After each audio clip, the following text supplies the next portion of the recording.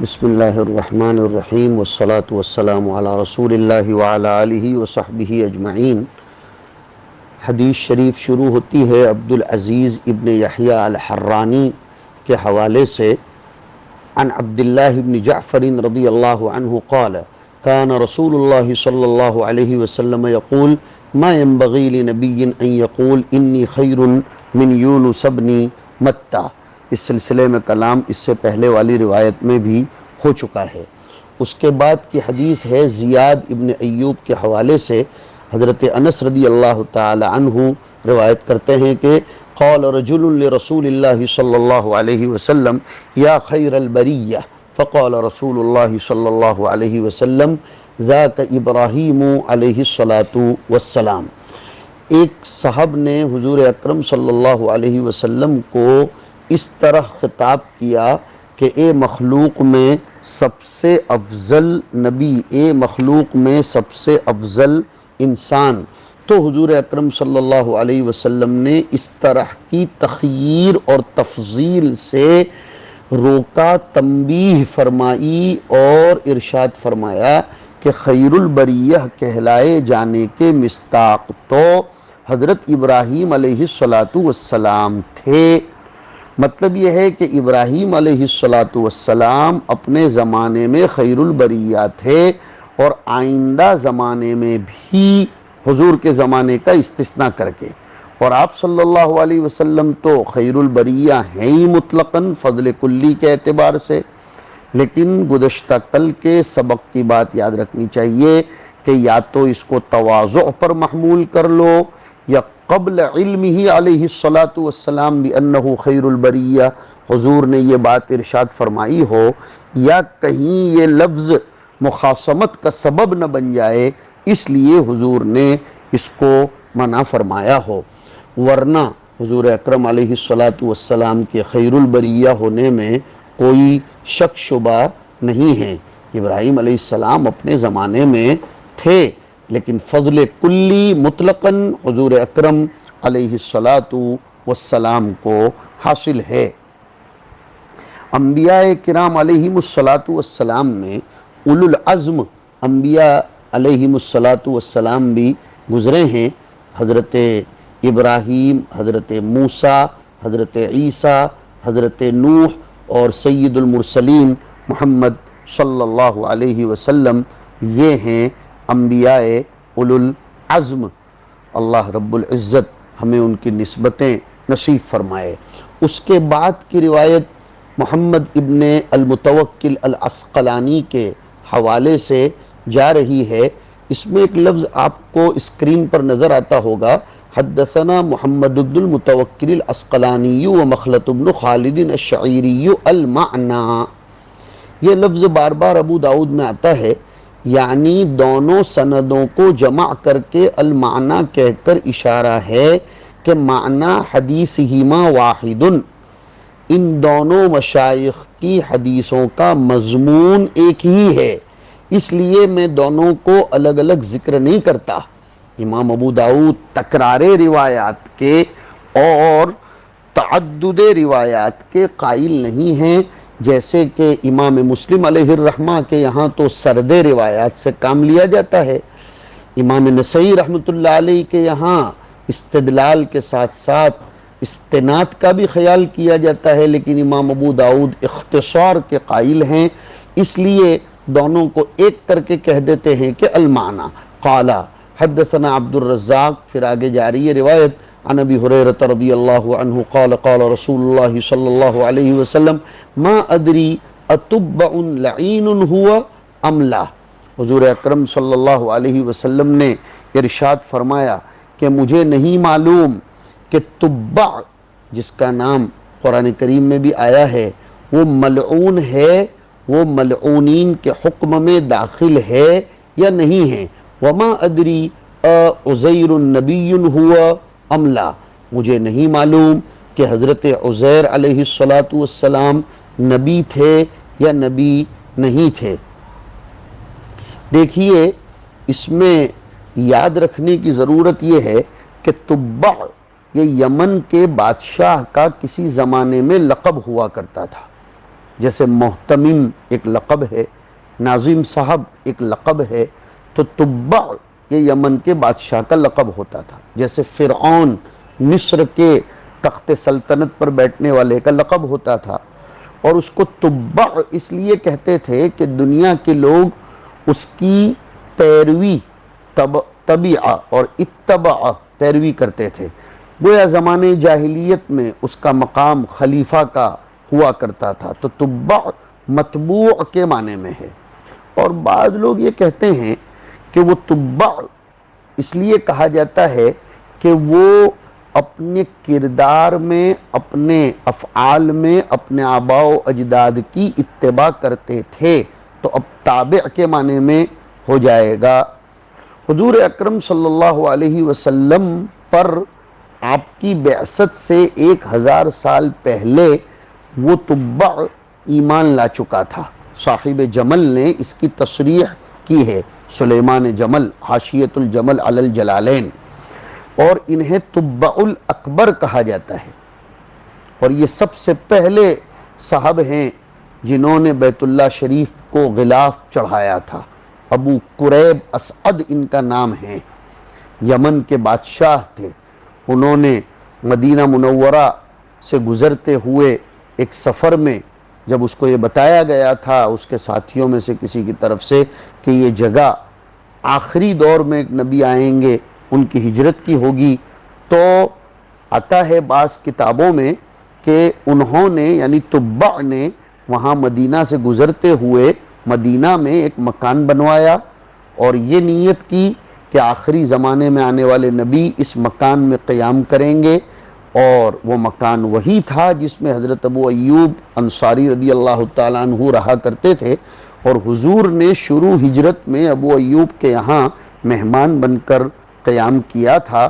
تاریخ کی کتابوں میں اس کی تصریح ہے۔ تو حضور صلی اللہ علیہ وسلم فرماتے ہیں کہ میں نہیں جانتا کہ تبع ملعون تھا یا نہیں، یعنی وہ غیر مسلم تھا یا مسلمان تھا۔ یہ اس وقت کی بات ہے جب کہ حضور کے بارے میں ان کے باب میں کوئی وحی نہیں آئی تھی کہ وہ مسلمان تھے یا نہیں، لیکن بعد میں آپ کو اس کی اطلاع کر دی گئی تھی کہ وہ اسلام لے آئے تھے۔ سنو، مسند احمد میں حضور اکرم صلی اللہ علیہ وسلم کی روایت ہے کہ لا تسبوا تبعا فإنه كان قد اسلم، تبع کو برا بھلا مت بولو اس لیے کہ وہ اسلام لے آئے تھے، تو ان کے اسلام کی صراحت آ گئی، اس لیے اب ان کے بعد میں کوئی کلام کرنا نہیں چاہیے۔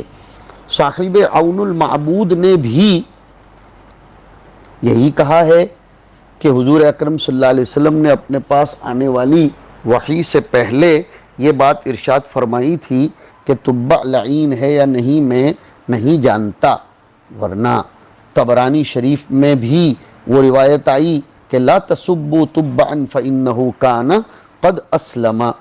اور اسی طریقے سے ایک لفظ زیادہ بھی آیا ہے مستدرک کی روایت میں کہ ما ادری ذی القرنین نبیا کان ام لا، اور وما ادری الحدود کفارات لأہلها ام لا، یہ میں تتمیما للفائدہ نقل کر رہا ہوں۔ ما ادری کہہ کر حضور کو جب تک ان باتوں کا علم نہیں تھا حضور اس کا اظہار فرما رہے تھے۔ امام قتادہ رحمۃ اللہ علیہ فرماتے ہیں کہ کعب یہ کہا کرتے تھے تبع کے بارے میں کہ وہ رجل صالح تھے، اللہ رب العزت نے ان کی قوم کی تو مذمت کی لیکن ان کی مذمت نہیں کی، ان کی قوم کی مذمت کی لیکن خود تبع کی مذمت نہیں کی۔ حضرت عائشہ رضی اللہ تعالیٰ عنہ خود فرمایا کرتی تھی لا تسبوا تبعا فإنه قد كان رجلا صالحا۔ تو حضور اکرم صلی اللہ علیہ وسلم اس لیے ارشاد فرماتے ہیں کہ اس طریقے کا لب و لہجہ اور اسلوب اختیار مت کیا کرو۔ حضرت تبع کے بارے میں نے آپ کے سامنے کچھ معلومات دی۔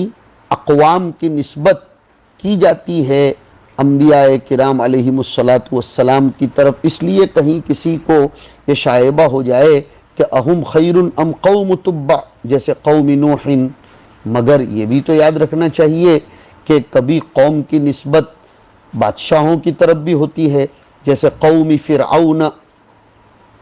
اس لیے حضور اکرم صلی اللہ علیہ وسلم یہ بات ارشاد فرماتے ہیں کہ مجھے نہیں معلوم لیکن میں نے ذکر کر دیا کہ اس کے بعد حضور کو اس کا علم دے دیا گیا تھا۔ اس کے بعد کی روایت ہے احمد ابن صالح کے حوالے سے کہ ان ابا ہریرہ رضی اللہ عنہ قال سمعت رسول اللہ صلی اللہ علیہ وسلم یقول انا اولی الناس بابن مریم الانبیاء اولاد علات ولیس بینی وبینہ نبی۔ حضور فرماتے ہیں کہ تمام کے تمام انبیاء کرام علیہم السلام یہ اللاتی بھائی ہیں۔ اللاتی بھائی ہیں، اللاتی بھائی کا مطلب سب کے اصول ایک ہیں، سب کے اصول ایک ہیں، فروع ہمارے الگ الگ ہیں۔ روایت کیا ہے دیکھو کہ انا اولی الناس بابن مریم، میں ابن مریم سے زیادہ قریب ہوں۔ اولا بمعنی اقرب، زمانے کے اعتبار سے اقرب ہیں، اس لیے کہ حضور اور حضرت عیسیٰ علیہ السلام کے درمیان محقق قول کے مطابق صرف 600 سال کا فاصلہ ہے۔ بخاری شریف کے اندر بھی روایت آئی کہ فترتun بین عیسیٰ و محمد صلی اللہ علیہ وسلم 600 سنۃ، حضرت سلمان کے حوالے سے۔ تو اب یہاں تو یہ آیا کہ انا اولی الناس بابن مریم، تعارض ہوگا کہ قرآن کریم میں آیا ان اولی الناس بابراہیم للذین اتبعوہ، حضور صلی اللہ علیہ وسلم کے بارے میں بتایا کہ لوگوں میں سب سے زیادہ قریب ابراہیم کے حضور ہیں۔ وہ قرب شریعت کے لحاظ سے ہے، بہت دھیان سے سنو اس کو، کہ شرع محمدی شرع ابراہیمی کے زیادہ اقرب ہے، قریب ہے۔ وہ آیت اگر سمجھے ہو تو یہ سبق سمجھ میں آئے گا کہ وَقَالُوا كُونُوا هُودًا أَوْ نَصَارَىٰ تَهْتَدُوا قُلْ بَلْ مِلَّةَ إِبْرَاهِيمَ حنیفہ۔ ملت ابراہیم ہماری شریعت کا نام بھی ہے، ملت ابیکم ابراہیم هو سماکم المسلمین۔ فروعات میں، جزئیات میں، فقہ کے مسائل میں شرع محمدی شرع ابراہیمی کے زیادہ قریب ہے بنسبت دوسرے انبیاء کرام علیہم السلام کے مقابلے کے۔ اور یہاں بات الگ ہے، تناقض کے لیے حشت وحدت کا ہونا ضروری ہے۔ دونوں روایتوں کا پس منظر، دونوں روایتوں کا مزاج و مذاق الگ الگ ہے۔ یہاں کہنے کا مطلب یہ ہے کہ زمانے کے اعتبار سے میں حضرت عیسیٰ علیہ السلام کے زیادہ قریب ہوں، اور وہاں یہ کہا گیا کہ فروعات شرعیہ کے اعتبار سے حضرت ابراہیم علیہ السلام کے زیادہ قریب ہوں۔ پھر آگے ارشاد فرمایا الانبیاء اولاد علات، جو بات میں نے ذکر کی کہ انبیاء کرام علیہم السلام یہ اللاتی بھائی ہیں، یعنی ان کا اصل دین ایک ہے، توحید، رسالت اور آخرت۔ فروع شرائع الگ الگ ہیں، اور بعض لوگ یہ کہتے ہیں کہ ان کے زمانے مختلف ہیں، ان کے باپ الگ الگ ہیں، نہیں، ان کی مائیں الگ الگ اور ان کا زمانہ الگ الگ۔ اور آگے فرمایا کہ وَلَيْسَ بَيْنِي وَبَيْنَهُ نَبِيٌّ، یہ انا اولی الناس بابن مریم کی صراحت کی گئی کہ میرے اور حضرت عیسیٰ علیہ السلام کے درمیان کوئی نبی نہیں ہوگا۔ اس کے بعد کا ترجمۃ الباب ہے باب فی رد الارجاء، اہل سنت والجماعت کا مسلک بیان ہو رہا ہے۔ آپ حضرات نے مشکات شریف کی کتاب الایمان میں ایمانیات کے باب میں معتزلہ، جہمیہ، کرامیہ، مرجیہ، ان کے عقائد پڑھے ہوں گے۔ یہ مرجیہ ایک فرقہ ہے اسلامی فرقوں میں سے، جن کا عقیدہ یہ ہوتا ہے کہ لا يضر مع الایمان معصیۃ ولا ينفع مع الکفر طاعۃ، کہ ایمان لے آئے تو اب کوئی سی بھی معصیت کر لو کوئی نقصان نہیں، اور اگر کفر ہے تو پھر کوئی سی بھی طاعت کر لو کوئی کام نہیں دے گا۔ ان کو مرجیہ اس لیے کہتے ہیں کہ اللہ رب العزت نے ان کے اعتقاد کے مطابق تعذیب علی المعاصی کو مؤخر کر دیا ہے. وہ ایسا عقیدہ رکھتے ہیں کہ اللہ تعالیٰ نے تعذیب علی المعاصی کو مؤخر کیا. ارجع یرجع ارجاء مؤخر کرنا. مرجئتن اور مرجئتن محموز اور غیر محموز دونوں پڑھا جاتا ہے. اس عقیدے کے حاملین کو مرجئہ کہتے ہیں. کون سا عقیدہ؟ پھر سے سمجھاتا ہوں کہ ایمان ہے تو کوئی معصیت مضر نہیں، اس لیے گویا ان کے یہاں اعمال صالحہ کی کوئی ضرورت ہی نہیں ہے. بس ایمان عقیدے کا نام ہے، یقین کا نام ہے. ارجاء پیچھے ہٹانا، مؤخر کرنا، یہ لوگ اعمال کو مؤخر کرتے ہیں، اس لیے اس عقیدے کا نام ارجاء اور فرقے کو مرجئہ کہتے ہیں. لیکن ڈھیر ساری روایتوں اور آیتوں میں اس کے خلاف بتایا گیا. تو مصنف اس ترجمۃ الباب کے ذیل میں وہ حدیثیں لا رہے ہیں جن سے پتہ چلتا ہے کہ اعمال صالحہ کو ایمان کے کمال میں بہت بڑا دخل ہے. اگر اعمال نہیں ہیں تو ایمان ناقص ہے. بلکہ مصنف تو زور اس بات پر دیتے ہیں کہ بعض آیات تو ایسی ہیں جن میں اعمال ہی کو ایمان کہا گیا ہے. جیسے وَمَا كَانَ اللَّهُ لِيُضِيعَ إِيمَانَكُمْ، شان نزول جلالین کا سامنے رکھو. اور ایمان سے مراد صلاۃ ہے، تو دیکھو صلاۃ تو ایک عمل ہے، اس کو ایمان کا نام دے دیا گیا. پتہ چلا کہ یہ عقیدہ غلط ہے کہ اعمال کو ایمان میں کوئی عمل دخل نہیں ہے. نہیں، اعمال ہمارے نزدیک مکملات ایمان ہیں، چاہے وہ عمل جوارح کا ہو، چاہے وہ عمل قلب کا ہو. اعمال کو ترک کر دیا یا اس میں نقصان پیدا کیا تو ضرور بالضرور اس کو اس کی وجہ سے نقصان ہوگا. ہمارے مصنف اس نظریے کی تردید بہت شاندار انداز میں کر رہے ہیں.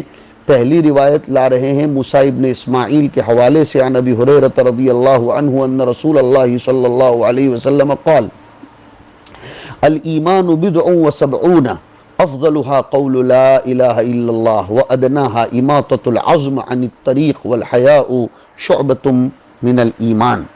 حضور اکرم صلی اللہ علیہ وسلم ارشاد فرماتے ہیں کہ ایمان یہ 70 سے زائد شعبوں کا، 70 سے زائد اعمال کا، اجزاء کا نام ہے. تو دیکھو الایمان بضع وسبعون شعبۃ، یہ لفظ ارشاد فرمایا گیا. بضع کا اطلاق 3 سے 9 تک یا 3 سے 10 تک یا 1 سے 9 تک یا 2 سے 10 تک، اور علامہ خلیل کی تحقیق کے مطابق بضع کا اطلاق 60 پر ہوتا ہے. تو یہاں ایمان کو بہت سے شعبوں کا مجموعہ قرار دیا گیا اور ان سب شعبوں پر ایمان کا اطلاق کر کے اشارہ کیا گیا کہ ان اعمال پر لفظ ایمان کا اطلاق ہوگا. لہذا تردید ہو گئی کہ اعمال کو ایمان میں کوئی حیثیت نہیں ہے. پھر آگے اس کی اور وضاحت آئی وَأَدْنَاهَا أَيْ أَدْوَنُهَا مِقْدَارًا، اور ان تمام اعمال میں سب سے کمتر درجے کا جو عمل ہے وہ اماطۃ العظم، اور بعض نسخوں میں آیا اماطۃ الاذى، ہڈی کو تکلیف دینے والی کسی بھی چیز کو ہٹانا، دور کرنا. والحیاء شعبۃ من الایمان، اور حیا یہ ایمان کا ایک عظیم الشان شعبہ ہے. حیا مد کے ساتھ پڑھا جائے گا. حیا کہتے ہیں لغوی اعتبار سے خصوصی انفعالی کیفیت جو انسان کو قابل عیب عمل کرنے سے پیدا ہوتی ہے. لیکن شریعت میں حیا کی تعریف کی گئی خلق یبعث علی اجتناب القبیح ویمنع من التقصیر فی حق ذی الحق، ایک اخلاق کا نام ہے جو برائیوں سے انسان کو روکنے پر آمادہ کرتا ہے وہ اخلاق، اور صاحب حق کے حق میں کوتاہی برتنے سے بھی مانع بنتا ہے. حیا کو مستقل طور پر ذکر کیا گیا اس لیے کہ باقی شعبوں کے پیدا کرنے میں حیا سبب اور داعی بنتا ہے. جو حیی ہوتا ہے، صاحب حیا ہوتا ہے وہ فضیحت دنیا فضیحت آخرت سے ڈرتا ہے، اور وہ اس صورت میں اپنے آپ کو زجر کرتا ہے، بچنے کی پوری کوشش کرتا ہے۔ امام خطابی لکھتے ہیں کہ اس حدیث میں اس بات کا بیان ہے کہ ایمان شرعی نام ہے بہت سے شعبوں کا، اجزاء کا، جن میں کچھ اعلیٰ اور ادنا ہیں، بہت سے اقوال کا، افعال کا، زیادتی کا، نقصان کا۔ اس لیے ایمان کو گویا مجموعہ بہت سے اجزاء کا قرار دیا گیا اور اعمال کو اس میں شامل کیا گیا۔ اس میں آپ دیکھتے ہیں کتنی زوردار بات ارشاد فرمائی کہ تکلیف دینے والی چیز کو راستے سے ہٹانا یہ بھی ایمان میں شامل ہے۔ ایمان برتنے کا نام ہے، صرف بولنے کا نام نہیں ہے۔ تکلیف دینے والی چیزوں میں بہت اچھی بات بعض ارباب معرفت نے لکھی کہ جب حسی راستوں پر سے حسی تکلیف دینے والی چیز کو ہٹانا یہ ایمان کا ایک بہت بڑا شعبہ ہے، تو معنوی راستہ یعنی شریعت کا راستہ، اگر اس راستے میں بدعت جیسی کوئی چیز حضور کی شان میں تکلیف پہنچانے والی ہو تو اس کو ہٹانا کتنا بڑا ثواب کا کام بن جائے گا۔ اس طرح راستے میں تکلیف دینے والی چیزوں میں آج کل نو پارکنگ میں گاڑیاں کھڑی کرنا، لوگوں کے راستے میں تھوکنا، لوگوں کے راستوں میں کانٹے ڈالنا، کچرا ڈالنا، یہ نظافت اور تہذیب اور تنظیف بھی اس میں داخل ہے، اس کو بھی ایمان کہا جائے گا۔ حق تعالی شانہ ہم سب کو موفق اور مزین بزینت الایمان بنائے۔ وصلی اللہ علی النبی الکریم۔